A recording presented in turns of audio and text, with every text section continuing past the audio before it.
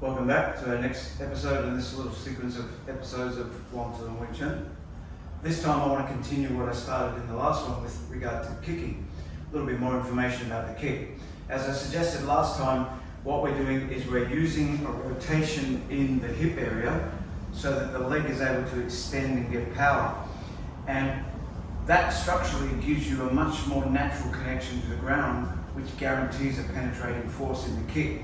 This is why when I do the kick against the dummy will shake violently and it doesn't affect me, as opposed to a snapping type kick which would possibly push me off balance at the same time. There'd be force going into the dummy, but there'd be equal force coming back. This way it doesn't happen. When we're doing that kick at that mid-level, that's the basic idea of dang gyok, literally to ascend the foot, to bring it up, like going up a hill. That describes the action very accurately. It doesn't go 1, 2 like walking up steps, but it drives in.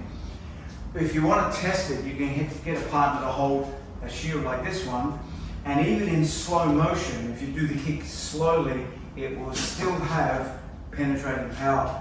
Because of that rotation in the hip, it carries the power through very, very naturally, and it disrupts your opponent's balance, and then you can follow up. Because that adds another feature to this kick, which a snapping kick, if you do it, you've got to bring your foot back before you can move.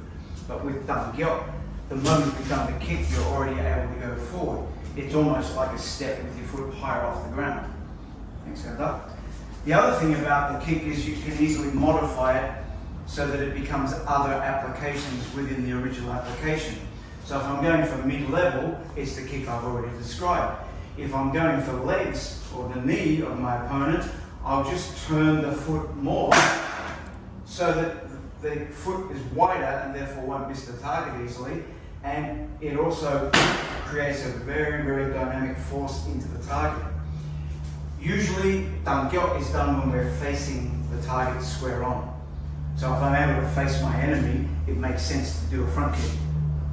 But if I'm not able to face my enemy correctly or squarely, for reasons possibly outside my control, I've been pushed off balance or he's shifted his angle, then we can modify the kick into what we call wang gyok.